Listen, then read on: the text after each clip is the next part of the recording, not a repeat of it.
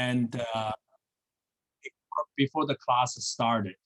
And so with that, Red, can you start presenting your presentation and Yeah, then sure. go over the Dotdash Club?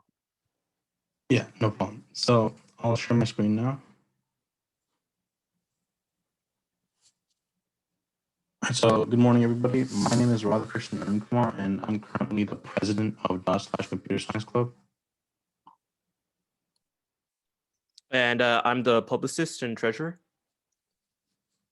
Yeah, so quickly, we're going to give you a background of our club and the types of club members that we're looking for, the benefits of joining Dot/.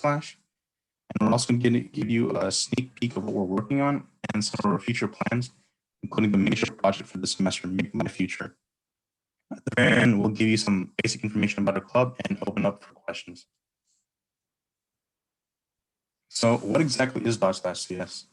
We're basically a team of dedicated STEM students, some computer science majors, some otherwise, looking to expand our horizons in the field of computer science. And we want to develop a community of coders who can work on improving their skills, preparing themselves for the industry, and developing some cool new products for the community. And one of our three main goals are accessibility, organization, and scalability. Specifically, we're trying to make projects which are available to everyone, applicable to everyone. And in terms of organization, we try to practice the most professional standards in our code. And for scalability, we hope that our projects are built upon in the future, as well as reused. So our officer team includes myself, and you might also recognize a couple of faces. Harsh Patel, our vice president, is one of our CS tutors for CS 116, as well as Brian Yu, who's another tutor that Professor Shah introduced. And we also have Fayaz, who's our SEC representative, and Joe, the publicist who's here right now. So we're looking for anyone with any sort of experience. We're open to beginners, we're open to experts, and we're also really looking for leaders and creators in STEM, as well as just engineering overall and coding. We really like ambitious ideas and creative ideas, and we really want to implement like new sort of solutions to the problems that we have today. And what Dot/ has worked on in the past are games, web development, and the Aloni Web Advisor. We've created tools for all three of these, ranging in different languages from C++ to Python to HTML to JS. So when you join Dot/, you'll be guaranteed to get a lot of knowledge in all of these fields. So some of the quick benefits of joining our community and being part of a club include joining like a strong alumni network. So we have many alumni who joined very prestigious institutions in the past, as well as many opportunities to gain experience, such as working on projects and developing on things like websites, applications, and games. So as you know, some of our past alumni have gone to schools such as UC Berkeley, UCLA, UC San Diego, as well as other colleges. And fun fact, some of our alumni are currently working in companies such as IBM, Google, and Microsoft. It's not necessary that like you go to a prestigious college to continue working at a prestigious company. Our founder actually transferred to UC Riverside, and immediately out of college, he started working at Google. So you can really go anywhere once you finish college. So our newest project this year, we codenamed it Dot/Make My Future, and it's really a sort of play on the words of an extension of an iGetsy and Aloni scheduler. So it's basically the project is meant to help Aloni students in figuring out what sort of schedules they have to make according to the requirements that they have. And so this online scheduler would sort of automate your process in determining which requirements you have for whichever college that you're trying to go to. It also will help you get a better feel of what sort of what schedule you've made in comparison to other students. and more about that later, obviously. And so in terms of our project goals, we're hoping that this is implemented by Ohlone campus-wide, and we really think that's something that's going to be super scalable. It could be built upon for years to come. There's many ideas in terms of like the extensions that we can make upon this. Next. So, All right. Yes. love it. We'll have a sneak peek ready for you soon, but we'll be able to, display some architecture and the layout of our program, and we'll have that ready for you eventually. And yeah, so our stages this year, where is basically just your standard plan, develop, and then publish. And we're hoping to get this done in the span of just a few months.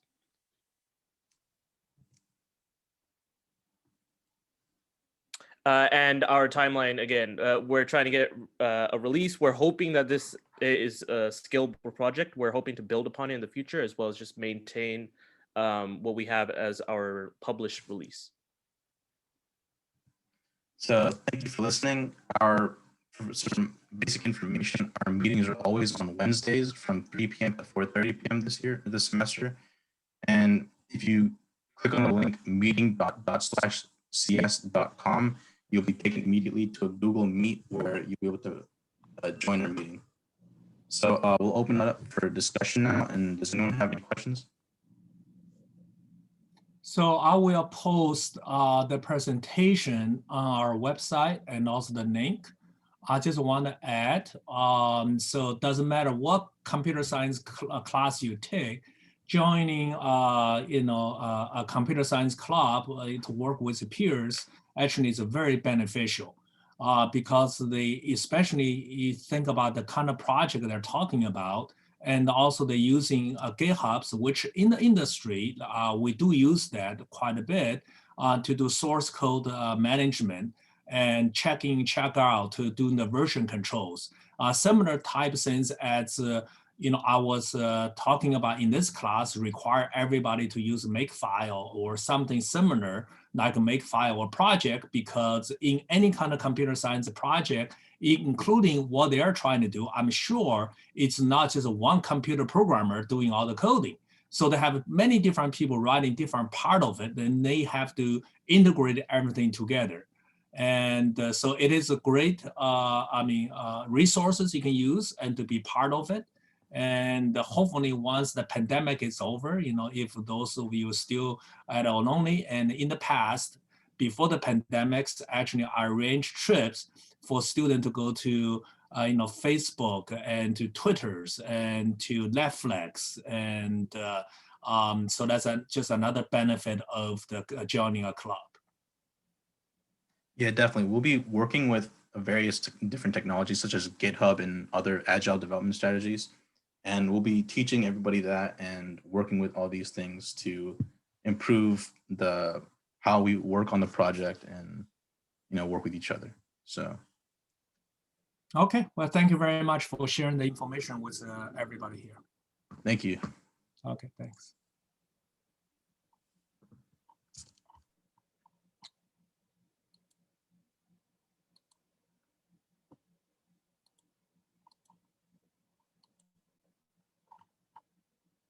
Okay, so today we're gonna start talking about the class object.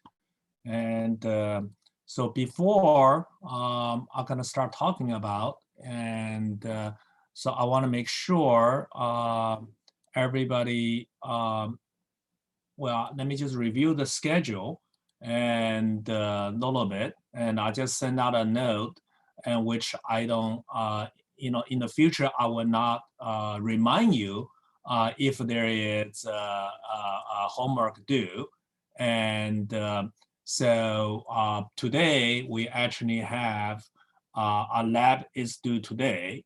And some of you had a question on the Makefiles, right? So if you follow the Makefiles, which I also have online tutorial as well, you should be able to handle all that, okay? And but just a funny reminder, the lab is due end of today, and I will not take any late assignment or anything in this class.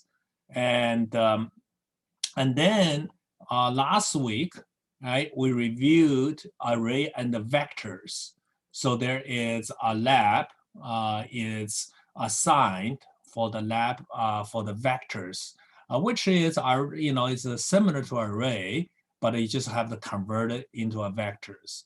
So from now on, every single all the lab, you must break them up to multiple CPP files and .h files, and use a makefile or something similar. Depends on the IDE use, because some of the IDE they call projects, but regardless what is, you have to combine multiple files together. So today, we're gonna talk about class object. And then I also have a lab assigned for this class object. So this one is similar to many of the mortgage program that people write, but however, we're gonna put it into a class object format, right? So here is the requirement, here is the formula, and then inside the class object, then you have a known amount, interest rate, number of years, and so on and so forth. And here is the test cases that you must follow, right? So now let's go to what is class object. Because so far, and last week I briefly introduced and the structures. I briefly introduced it because so far, if you have not learned anything about structures, and everything we have done in C++, it's simple data type. Simple data type in a sense is, for example, your int, your string, characters, right? All those are we call the simple data type. And part of the class object is what we call object-oriented programming. And object-oriented programming is more of for you to think about anything as an object. For example, you think about a person, a person is an object. Each object has a characteristic, has a properties. You as a person, well, doesn't matter, it's anybody in your house code as a person, all of them has a first name, have a last name, right? Have a birthday, have a gender, right? So that is a characteristic of the object that is applicable to any similar object. So, me as a person, I have first name, last name, gender, and birthday. You as well, so are your parents. Everybody has that. You have a car. Well, car is an object, right? So there are certain characteristics of a car that any car will have, right? In terms of, for example, the car is how many passengers the car can hold, and what is the mileage per hour, right? All those kind of things are what we call an object. And an object, in a sense, is we call the object-oriented programming, is try to group similar data properties for an object and then group them together. And that is what we call class. And that is reason we call the object-oriented programming, but its class is an extension of a structure. For those of you who has learned structure just a group of data, but class went one step further. So not only you group a similar characteristic of data together, but we also define the member functions together as well. So in a sense, we have used that quite a bit in our program, but we may not realizing it. For example, CN, right? So in some of your data input, some of you use CN to get input. We also use cn.fail, cn.ignore, fail.ignore is a member function of this object called CN, right? So all those are implemented as a part of object. Vectors we learned last week is also implemented as a class object. For example, right, you have a dot, a pushback, right? And all those kind of things are part of the class object, right? So one of the key things about a class object is how can you group all the things together so that when you're seeing the things, and then you provide the member functions so that you cannot access or cannot doing certain things for the data member datas. So you give them an interface for them to access certain things underneath. And that is what we call encapsulation. So it's a similar, for example, you go into your house, right? You have light switch, most likely you don't care, what it happens, how does the lights turn on when you turn on the light switch on and off.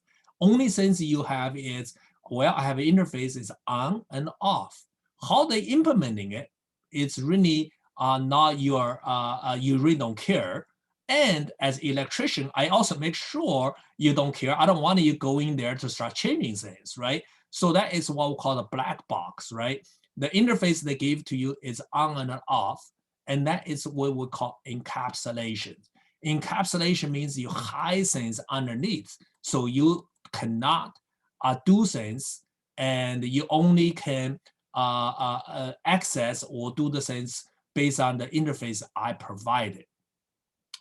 Class object-oriented programming, in a sense, has three major properties. First one of them, which we're going to talk about today, is called encapsulation.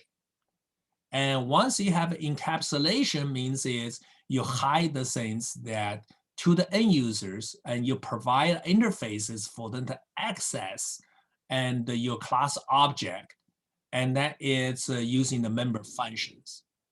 The second properties, which we're going to talk about in this semester, it's called inheritance. So inheritance means is, well, you have a similar object, you already define all the member functions, and so no need to redo it, no need to redefining it. This is where the reusability sense comes in. For example, right? And so if you have a car, right, automobile, right, or and part of the automobile you have cars, and a truck is also part of automobiles, or so they all share different kind of things. So then the things can be passed on from one class to another. We call that inheritance. And then the last one is called polymorphism. And that is where, right, and during runtime, and the class object may what we call change a shape, or calling different functions based on what you do. That's where pointer comes in, right? So those are the three major things in the class object and characteristic. So let's talk about the first one, right? And getting some terminology taken care of. So we talk about you have an object, right? So object has data members, and part of the data members is what we call member functions, or the actual attribute, the data members itself. And then you have what we call interfaces to how to access them, right? And so let's take a look at some of the examples over here. So now here they talk about, okay, a counter. And so this one is simply just keep counting the numbers, and we made a class object. So class is a keyword, okay? Class is a keyword. Counter is a data type, a variable data type name them. So by convention, the first letter, okay, of a class object is always uppercase, always, okay? And then inside a class object, we have interfaces. That's what we call, right? And So interfaces, right? And let me just make the italic. So that means a keyword, right? So you have a public. Public means is anybody who are part of this counter and the data type can access anything in the public interface section. Then you have what we call private. So private, okay, like here, and only function can access anything in the private is if they're part of a public. So only things you can access is from the public member functions to access this. So a data member of a data type of counter, or they cannot access this value directly.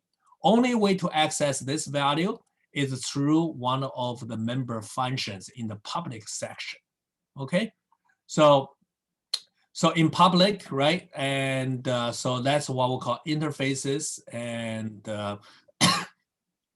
and also the other things is if you have multiple word, and the convention is just uppercase the second second word, and sometimes people use underscore, but this is more of a convention people use. Okay, but regardless of what, the first one is always uppercase.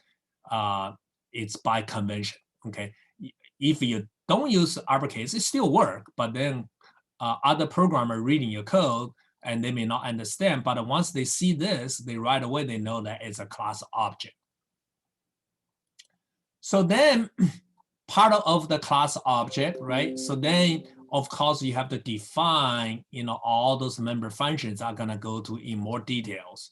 And so here is a counter, right? Counter is this. And as you can see here, you have different member functions called reset, count, and get value, right? So now you're using double quote, colon, not double colon, colon, two of them, count. So this is in a sense give a scope. They say, okay, count, right? So here is a void, and which is a return type of this member of this function called count, right? If without this, you say, oh, I know that's a function. But now adding this, they say, oh, this count, this function is a part of this object. And that is where the scope comes in. And as you can see the value, what is the value, right? You didn't pass anything in. I didn't define it. Well, in a sense you did. So counter, right? So if you go to counter, what is the value? It's a private, it's here. And because the count is a public member functions, it can access anything in the private section, right? So that is the reason you can do values, and this one can change the value, reset to a 0, so initializing it. And this one, right? And we call this accessor member functions, and this we call mutator member function. Mutator member function means is you can change the value. You can change the value and of the data member. So that means it's a mutator. Accessor means you only get the value. So that in this case, I just return the value. And since it's accessor, right, and you want to make sure you don't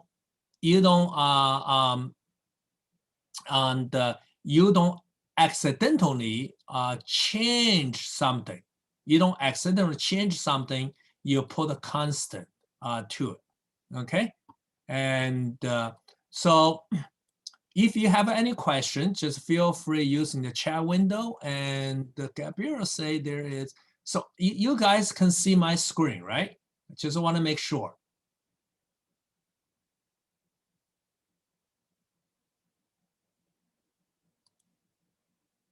Okay, okay, thank you for confirming. I just want to make sure. So if your screen go in and out, then probably your connections, okay? And then, right, so here, right, is a little code. So before, so let me give you a different example of it, right? And let me use this one for now. And then I'm gonna go to the other one. So here is the class object we define called counter, right? So that's a counter. So as you can see, it's, you start using it, right? So remember in the past, and in the past, when you define something, right? So you can use integer, right? And x, right? And or string, and the name, or character, n, right? So as you can see, all those are data type, right? And we are called a simple data type. But now you can do this. Well, counter, that's a data type.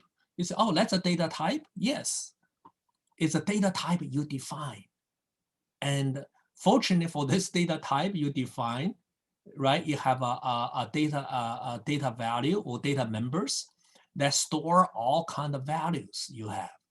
And you had all the function associated with this data type. Think about this as the vector, right? So vector has a data type of the members, right? So and then you have a pushback, pop back, right? That is all member functions, right? So that's what this one does. So now counter is equal to tally. That means you added the number. Well, certainly it's, can somebody tell me how many data types C++ have? Anybody?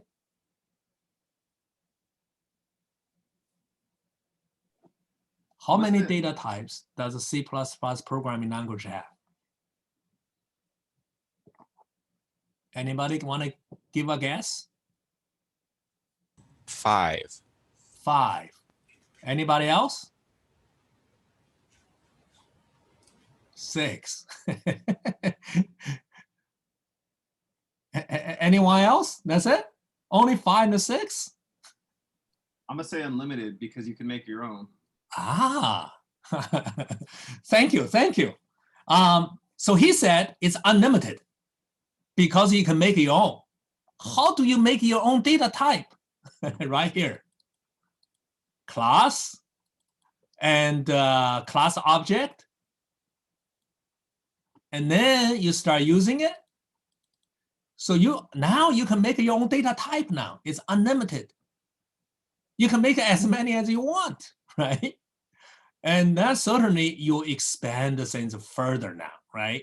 And so here it's really using a sense to do a counter is a tally, right? Let's do a count. How many people have in the classroom? 1, 2, 3, 4, 5, right? And then you do a reset. Okay, that's and well, for example, right now in pandemic, right? All the store keep track of 25% of capacity, right? And so when the store opens, they do a reset. They have little push buttons, say, okay, reset. And then as the people comes in, they count 1, 2, 3, 4. Then they say if it's a 50 is 25%. Once to 50, they stop everybody, right? And then once a person leaves, they probably have another one called a decrease, so then you can have all those functions that push a button, right? Go up and down, right? And then anytime you can get the value, say what is my current count? As you can see, this is a data type, okay? A class object is a data type, and this is the variable name, right? You can give any variable name, and then to access the member functions, you use a dot. Remember dot pushback, dot pop back, right? And cn dot fail, cn dot ignore, right? That's what it is, right? Cn is it's a variable, right, for the string, but dot access the member functions. So here you access the member functions of this class object tally as a part of this counter data type, right? So as a part of the class data type, right, you have a class, you have the name of the object. The first letter is always by convention uppercase. If you have a multiple if you have two word, right? And so you can also add to it, so this one is you can counter seats, right? So that means see how many seats, wherever it is, right? The second word is using uppercase as well, okay? And then as a part of the the class object, you have what we call interfaces. This is what we call interfaces, right? Interfaces, you have a public and private. So public interfaces like this, what that means is from here, Tally can access anything in the public side of it, okay? So that means it can access any of those. So here has a value, right? Can Tally, okay? Can Tally do this?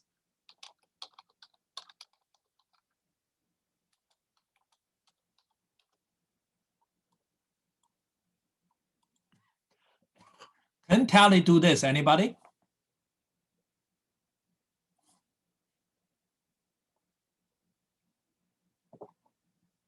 Anybody want to take a guess? Is this valid? The one highlighted in yellow. I'm gonna say yes. So somebody say, I'm gonna say yes, okay? No, because it's private. Yeah, let me put it over here so you can see it.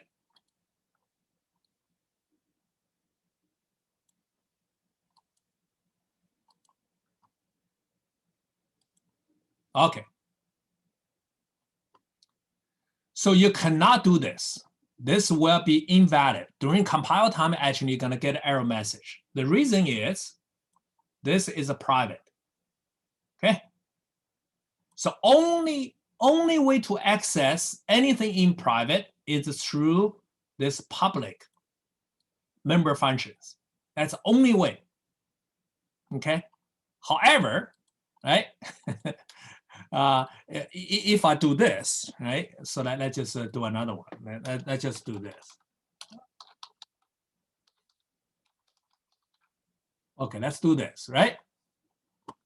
And so let's add another variable here, a data member.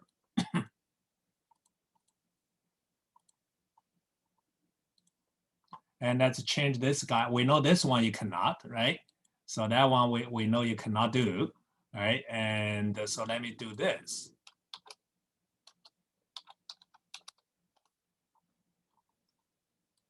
So what we call my value, yeah. Is this valid? Anybody? Yes, because it's public. This is valid. Yes, the reason is it's inside the public. And but we typically do not want people do this. We want people put it in here into private. Why? Why we don't want to put the data member or attribute data member in the public section? Anybody? Think about the object-oriented programming characteristic I just mentioned earlier. Why we don't want to put it right here? Because then it could get altered. Correct. Then it can get altered. So you broke the first rule of object-oriented programming called encapsulation. Part of the object-oriented programming, right, is encapsulation. Encapsulation means is you hide the things you don't want people to touch. Only you, as a program, can touching it using the member function you provided. So if you put it right here, right? If you put it right here, right? You broke the encapsulation. Now it will work, but then other people can making changes to it, and so you have no control of your member function anymore. Just like a light switch, right? So you go home, you turn on the switch. You know the person who designed the switch know exactly what's gonna happen, right? But then you allow people to go in to start changing things, and then certainly, right? And you know, for example, you have a dimmer in your house, right? And if you allow people changing it, and then you were doing everything in reverse, right? And so you lose the encapsulation, okay, properties, okay. So now, and so then, of course, you can call in the function to get the value, right? So anytime you want to get, right, you want to get the value in the private section, right? You also write a function of getting it. So that is where you do the this get, right? Get value, right? And then you return the value. And then here you do the, you know, the count, right? The get value, right? So it just, you know, keep calling it, right? And so that's what it does, right? So this is just more of a you know, a walk down type, right? So you have a data member, right? And then you have a member functions to do that. And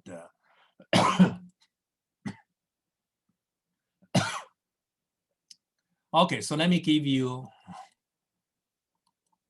let me see what else now I'm gonna give you a different example. So in review, and a class object, right? And that's a keyword. And this is the data type name you give, right? Uppercase, right? Any word use uppercase. That is for readability purposes, right? And this one is telling everybody else who reading your program know, oh, that's a class object. And then inside there, you have a public interfaces, you have a private interfaces, okay? And any data members, okay, that is where you can have, you know, integer, have, you know, string, whatever, including, okay, the class itself, because, you know, for example, you can also do this.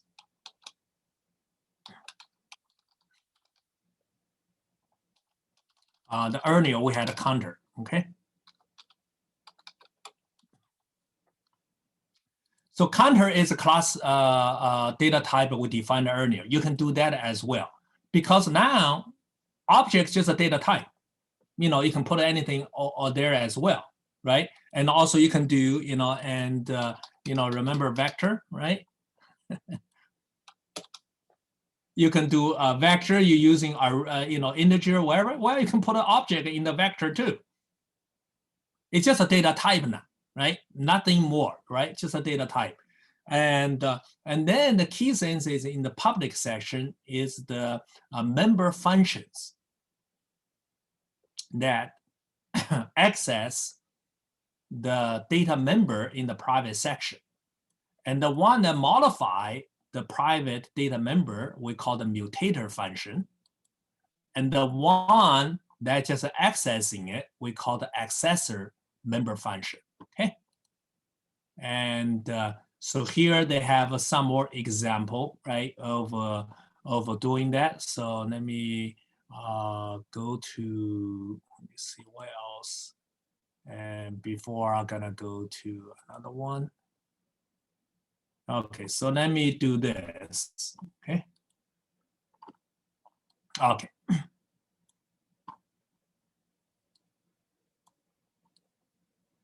Okay, so let me do this. So now, let's think about this, right? We have a person, you know, that's I call personal info, or this one can be a person, right? We know every person in terms of characteristic, I say, oh, okay, that person has a name. Okay, it can be first name, last name, or I just call name. I'll have an address, right? Have a, you know, the age, or you can use a different, you know, you can define a date data type, and then you have a date, right? A phone number. So this is the private section. Now, you know, you can, you know, define this public first or private underneath. It really doesn't matter. The sequencing really doesn't matter, right? Because it's all defined by this keyword here, right? It doesn't matter. And so we have this private data attribute, right? And then you're gonna say, okay, I want to define the some member functions. In your program, every member functions, right? I have a lot of member functions and must have this header documentations, right? So it's similar to any other function you write because it's just a function. So you give a description of what the function does and what parameter, because otherwise people say, oh, what does this set address? I mean, the name, yeah, give it away, but if I give some other name, then you have no clue what it does, right? So you have a parameter, a person's name. And I say, okay, you know, set address is a mutator member function, set a person's address to A, right? So then I set it to A. So this is just a member function by itself. Now, in the book, somewhere you may also see people writing this, and they may do this way, right? And I do not allow you to do this in the class. Okay, they may do this, right? Avoid, you know, set address, right? A string A, and then they say, okay, address equal to A. Now that's a perfect legal. We call this inline declaration. And I do not allow you to do that in this class, okay? And one of the reasons you don't want to do that is, you know, because you this is a you know, header .h file. So if you do this, you know, think about it, you're running a program. So now you're telling everybody else how your program is written, right? So what happens if you have a very, you know, you make a living on your code, you give all your secret away, right? That's one, right? So you don't want to do that. And also all the code, programming code should be in CPP file. So now we're going to talk about how we're going to break this things up to a .h in the CPP file. But I do not want you to do this, okay? This is what we call inline declaration, okay? You should not do that. You should always do this. And then once you're defining it, right? And the way to define the class, right, is similar, we just mentioned earlier in the example, right? You have a personal info, which is the a class object data type, right? So that is the name of this object here, right? You defined it. And then here is the member function, the double colon, you know, colon means this function is a part of this object, okay? And then there's a string, have an A. And then this one is assign the value to it, right? And the return type is a void, okay? So this one, since we modify it, we call this mutator member function. And same thing with the other things. So this one, and it's accessor member functions. And so it's a similar things, the data type, colon, and also the member functions, because it's accessor member functions, we put a constant there just to try to prevent you, sorry, I have something in my throat, accidentally make the change to it. So you put a constant there. So if you put a constant there, so for example, if you accidentally do this, right? The compiler will give you the error because it's constant, you try to make a change. and you will give me error. But if I don't have this, and this is perfectly valid, right? That is the reason you want to make sure if it's a accessor function, you put a constant there to prevent you accidentally change your program, okay? And so another thing is we have not introduced. Now here it is. So this one, you say, oh, what's this? This is the same name as the class data class object name itself. Personal info, personal is the same. This is the same, right? And rest of them, well, it's a name. I mean, function name. They're not, so this is two. Only those two are the same. So we call them constructors. And what does a constructor do? And constructor is used to initialize, okay, the data object itself, the object. And so it's called initialization. So this is the one that without any parameters, we call this default constructors, okay? A default constructor will always getting called right away, right? And when the member function is called, for example, like this, right? And once this one is defined, the default constructor of this counter will getting called automatically. And in this example, I don't think it has the constructors. Yeah, so let's just do this, right? So if we do this,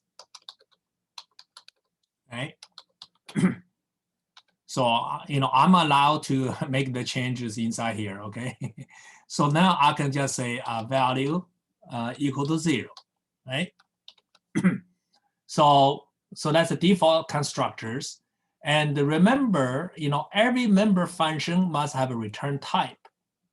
Constructor is only one that does not or cannot have a return type, okay? So constructor is the same as the class name object itself. So if I did that, right? And then if I do, cout, right?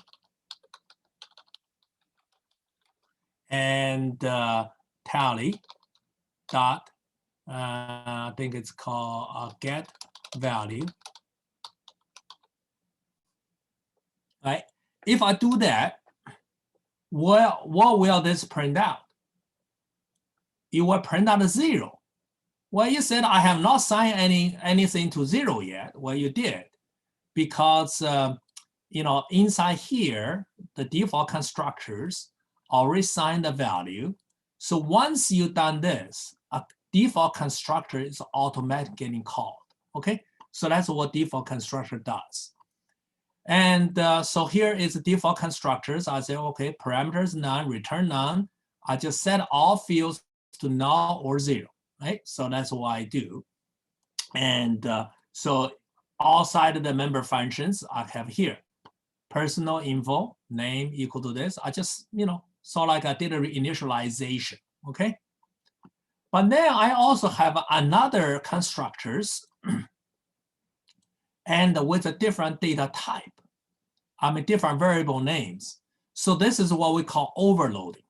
So overloading, what it does is based on, the data type. So you can have, a constructor like this. This one, I have a person's name, address, age, phone number, everything in there. I can also have this, right? I can have this as well, right? Personal info, right? And I can have, let's just say, address. I can have that as well. So whenever you call a constructor with one parameter, you will call this function instead, right? So all those are perfectly legal, right? So you can define as many constructors as you want, as long as you have a unique permutation of the data type, right? That's what it is. But you can only have one default constructors. And default constructor is the one without any parameters. If you do not define one, the system will define one for you, but it's doing nothing. But it will define one, but it doesn't do anything, right? So this is what this one is. Now, so all this is in the same exactly one CPP file, which I said, no, you cannot do that, right? I want you to break that up, right? So now I also have, here, I want to talk about this. So here, right, is another function. This is not part of the class object. It's just a member function. And you take a data type, personal info object. See, now I can start using the personal info now, right? Personal info, what is the personal info? Well, it's just a data type. A class object, a data type. And then I call the data type, and then I start using it, right? Object, then I can call the function, right? So I call display it. So now, this display is after the main program or maybe in other programs, but I start using it. Well, during compile time, if you say saw a display personal info, but that one has not been defined, you will get an undefined symbol error. That is the reason you do this, right? So I think we use a parameter first, right? Remember? So this one is called forward declaration. That means telling the compiler, the system, don't worry about this. Just pretend this function already been defined with this format. Just go ahead using it. We call that, forward declarations, right? And then in your main program, personal info, right? That's a data type. I call me, and then I give a whole bunch of parameters. So me, is using the constructors, right? You're using the constructors. Call me. Now I say, okay, I pass all those info there. So now it is using, right, this guy, using this one. And so this one is, it just set the name, set the address, right, set the age, set the phone number. It just set it. It's a call a whole bunch of accessor, mutator function to set it, right? So you can do that, or you can also do this one, because this is just a member function, and you can do this as well, and you can do address, right, equal to ADDR, right? You can use this instead of this, right? You could, and but if in case the member function can do many different things, you can do either way, it's fine. So because this is a member function, part of this class object, it can access anything, inside here anyway, right? So since you can accessing it, so that means you can just call them directly or using the the member functions as well. Okay, either way. And then, so what happens if I say, okay, you can do this. I just want to call the default one, right? And let's just say call run. So this one does not give any parameters. So if you're doing things like this, you will call the default constructors instead. You cannot use this, okay? You cannot give an empty one. And whenever you use a parentheses, you must have a parameter next to it. And I can just do this, right?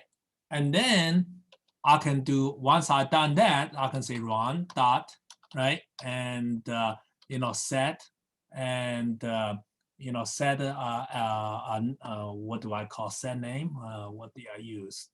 Okay. Yeah, set name, right? So I can do set name, right, equal to run, right? And then I can do a cout, for example, right? And run dot get name, right? And so you can do that. And this one, it just initialize everything. And this one, and for example, if I do this, right, as the default one, okay, so age is 0, remember? And then if I print out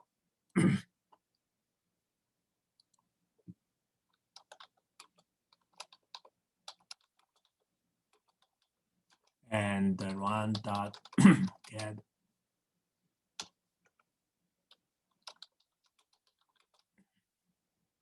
so 0 will be printed out over here, right? So let's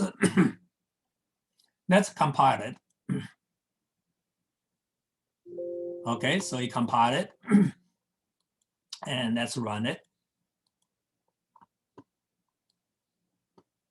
Right, so let's take a look at the first one. Run age is 0, right? Because the default constructor is getting called, even though I did not set the age, right?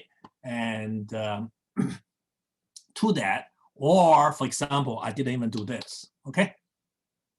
And then if I run this again, the get name is garbage, okay? So now by doing this, and actually you will getting unexpected result because I did not initialize the name. Oh, I did. So you were getting null, right? So the sense we had is it's empty, right? So then if I run it, right, as you can see, it's nothing there, right? So if I change this one to, just say my name, just say my name is, okay. So that's what you can see it's from here, right? So, and if I compile it again, right? If I run it, see here, my name is Ron, age is 0, right? And as you can see, you can start using this. This is only used if you don't have a parameter. So this will call default constructors. So remember, whenever you define the class object, once it's in scope, once you define it, it's in scope. The default constructor is automatically getting called right away. Automatically getting called. And this one, right, is if you have a parameters, right? So you will try to find the one that matches these constructors. So you will not call the default constructors, you will call whatever constructor it matches. So in this particular case, you assign, the name, the address, the age, and the phone number to me and to Aunt Sally and to Joe, right? And to different ones. And then I call a display, right? Personal info, I pass the things in and print it out. So this way you can write it, since this is a generic display functions, so you can, for this data type, you don't have to do, like the one I did earlier, name is, right? So if you do this, me.get name, and you have to write it for every single one of them, right? You don't want to do that, right? So that's the reason you have, this function over here, right, to do that. Any questions so far? Okay, so now I said, well, you cannot, I don't want you to put everything in a same CPP file, right? I want you to separate them, okay? So typically what we do, right? This is called the class object definition file. It's because that's where you're defining it. So everything to here is a definition file, it's a .h file. Everything here is called, implementation file, because you implement the functions, right? So this is in the .h file, and this is the .cpp file, okay? Right? And then this, of course, is some more functions like called print me, right? You can do whatever things you want. And this is your test driver program, right? So let's say, how am I going to change that, right? So let me just close this guy, don't save. And I have made a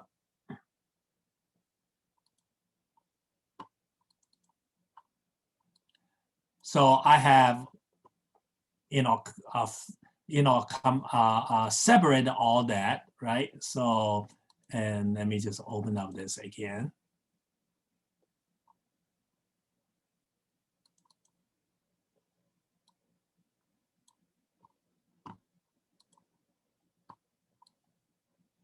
Right, so this is a single file. And so now I separate this into two. And as I mentioned, right? And so those are part of a .h file, right? So now let's take a look at the .h file. So I call the person, okay, so I call this a person.h, okay?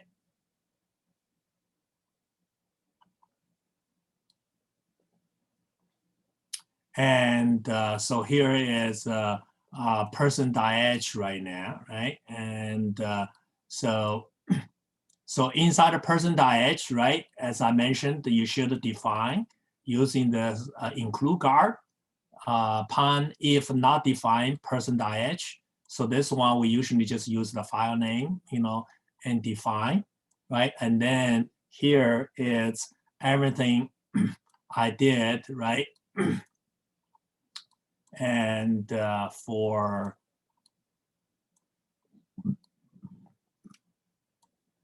the .h file. So all those kind of documentation for every single member function you have, constructors or whatever, you must have this in your lab, okay? You must have that. And then I end it, right? So now, as you can see, is I separated, this part out, right, to a .cpp file now, right? I mean, a .h file. So now I say, okay, you also have an implementation part of it, all those functions, right? And so then that is where CPP file comes in, right? So CPP file, right? So now if you're looking at it, right? So here is all those CPP files. But a CPP file for this, implementation for this class object personal info, right? So I have to make sure, right? And I include the person.h because a personal.h is the one that define this personal info, right? So I start include that. Now, because I have the safeguard, if I do another include, right, person, it doesn't really matter, right? Because it only gonna include once. That is the reason you want to make sure you have this include guard over there, right? And so now you have all those, function there.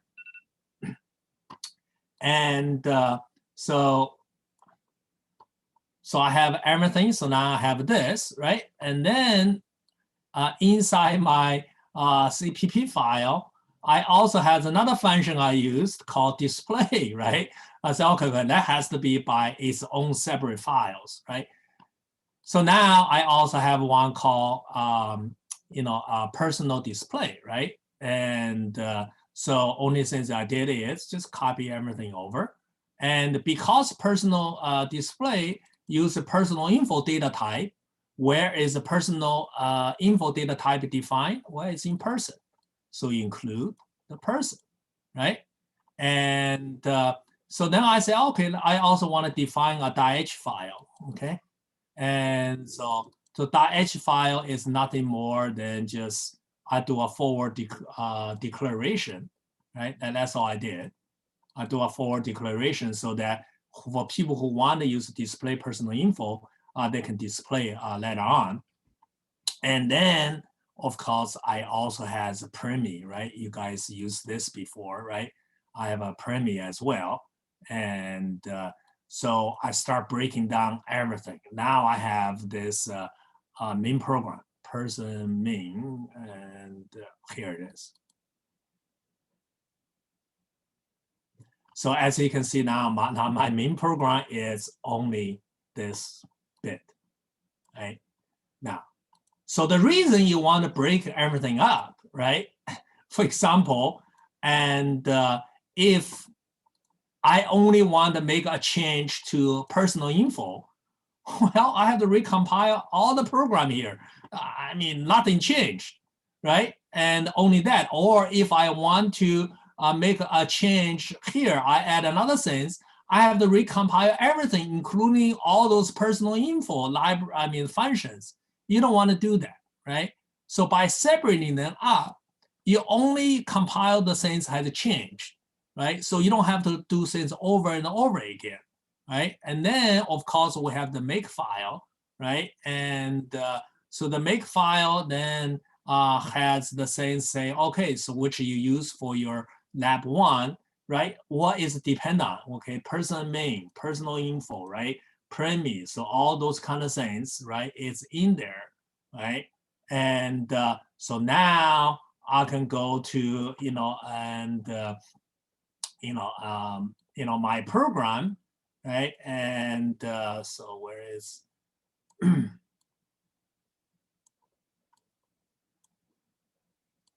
and I'm trying to find my main program where did I put it?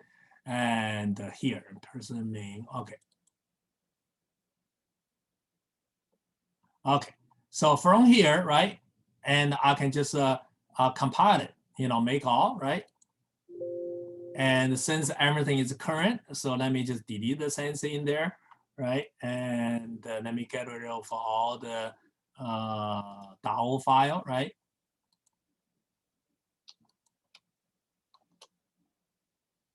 And then I do a make again, and it's gonna compile, right?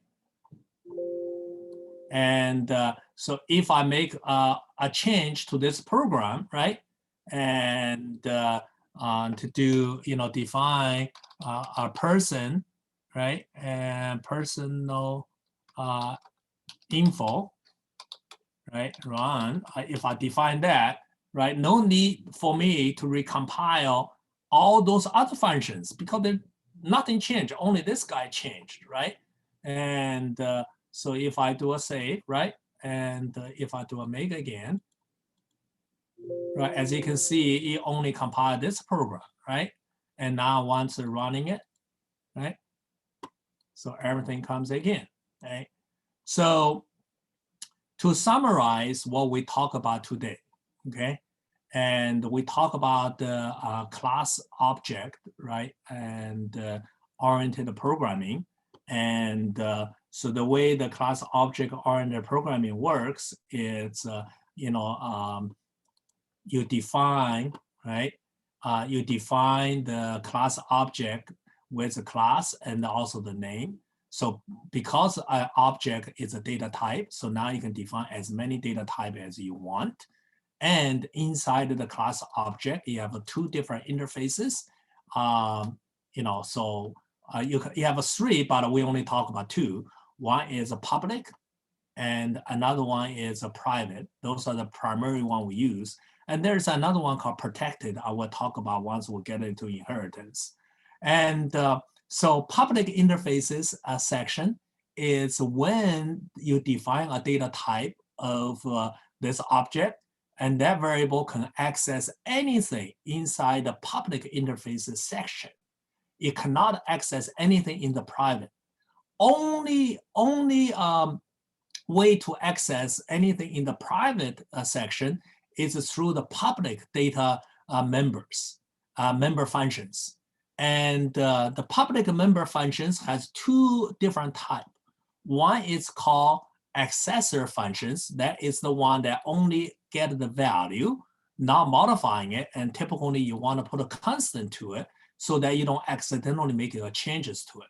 Another one is a mutator function. So mutator will change the value of the things to the variable name. So that's called mutator. And then for every member functions, including the then we also talk about constructors. So this is a default constructors. Default constructor is always getting called. And once the variable, like here, is in scope, it's in scope when you're defining it. So by doing this, the default constructor is getting called right away, right? And this one, because it has the parameters, it will not call default constructors. It will call the corresponding match constructors. They just match the data type. If it does not match, you will get a compilation error, say, well, this constructor is not defined. So once you matching it, you will call that member constructors. And so this one called default. And as I mentioned, you cannot use this, okay, for default constructors. Default constructor, you cannot use that. That's the way to do default constructors. And then you must define all those documentations, right, like this. And once you define that, right, and so then, you define, we also talk about breaking them up to its own .h files. And so you define all those documentation here. And then in the implementation of this object, right? And so we call the implementation file.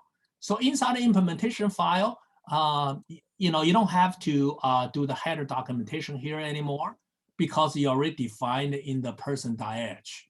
Okay, so so this one, if you don't do it, I'm fine. And but either way, whether you define inside .h or inside here, you must define at one place. Okay, so you must do that. Okay, and then other things is another things I want to briefly mention to you. It's this, right? So I just for example, here has a set name string n. What happens if I change to this?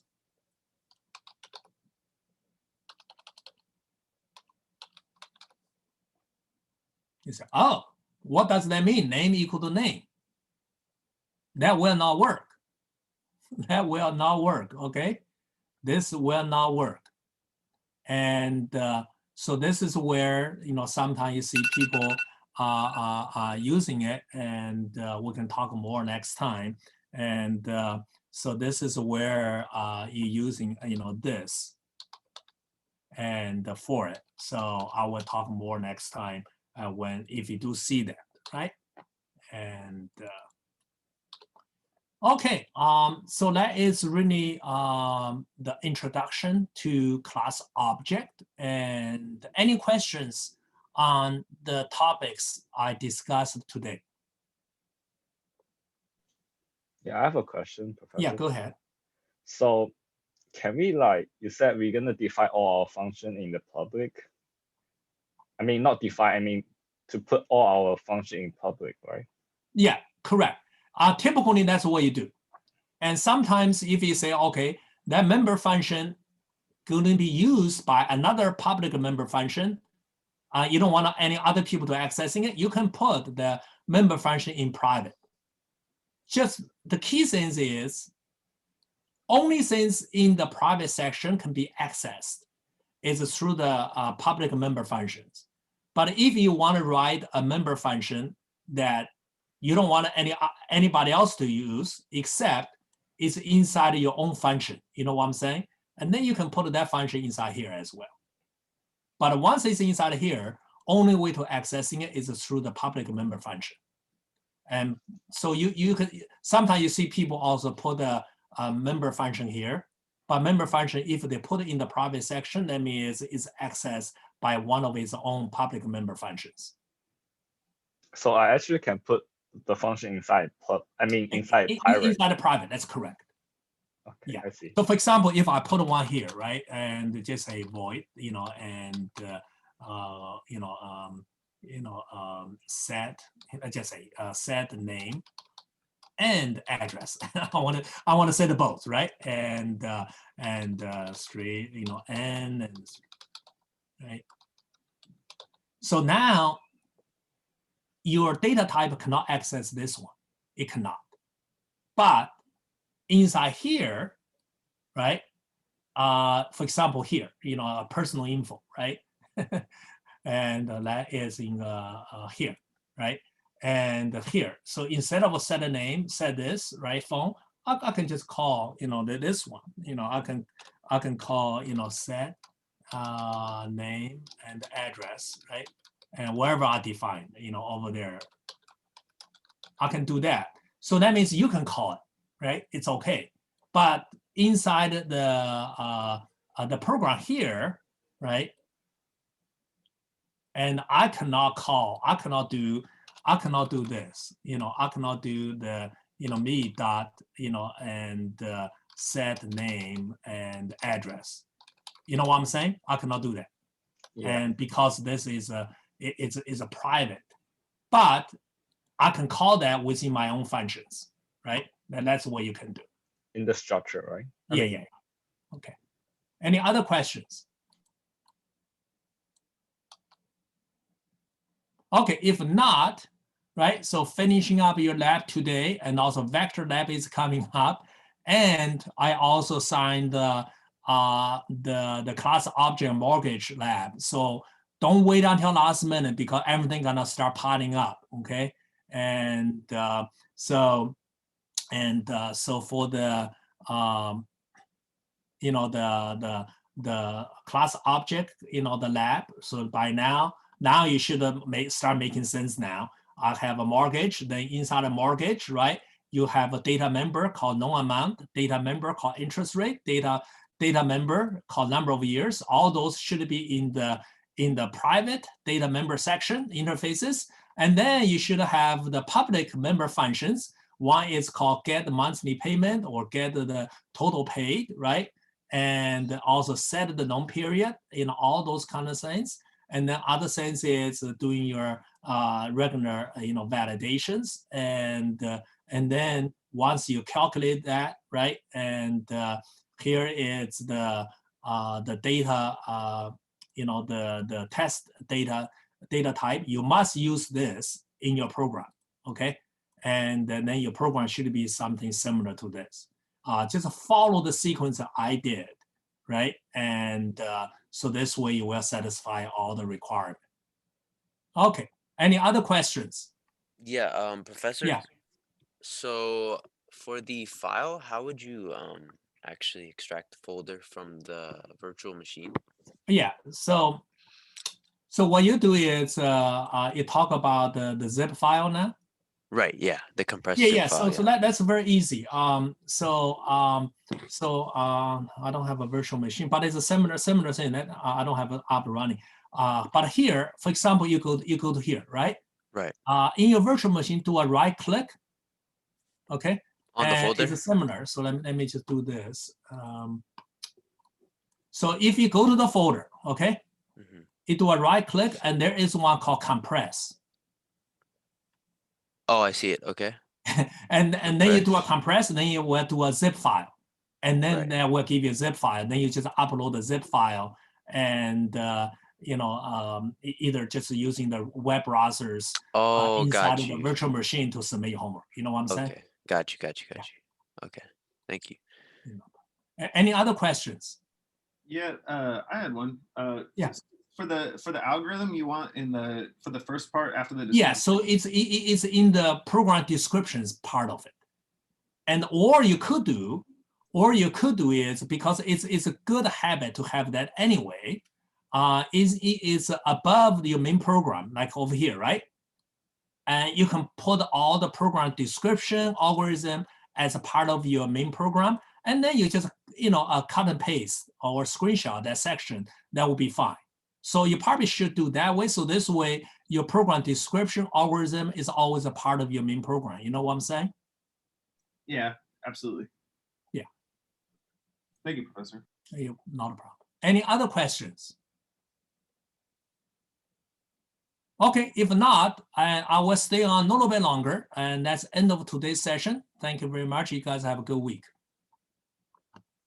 Thank you, Professor. You too.